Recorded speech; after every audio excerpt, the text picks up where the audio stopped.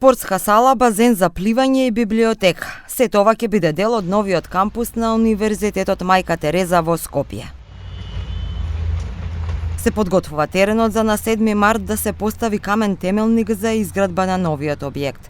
Ректорот Бекин Фетај вели дека изградбата се предвидува да заврши во рок од 4 години. Тој информираше дека неколку постојни објекти ќе бидат урнати и на нивно место ќе се изградат нови.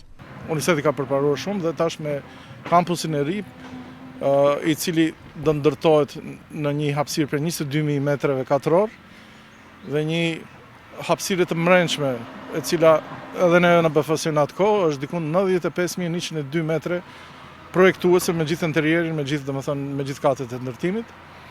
Do jenë ndërtese të ndryshme, disa prej tyre me lartësi 5 kat, disa më të ulët. Фетај изјави дека овој објект ќе има капацитет за 10.000 студенти. Се очекува да биде еден од поистакнатите кампуси во земјата и по естетскиот изглед и по академската содржина.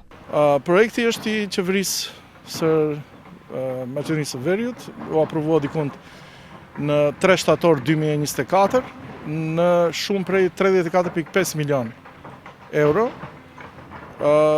të cilët janë shpërndarë në 6 faza. Domethënë, kompania që do të fiton, domethënë do t'i merr këtë hollën në 6 faza të ndryshme, varësisht prej punëve të cilat do t'i realizon dhe. Инак Универзитетот Мајка Тереза е основан во 2016 година.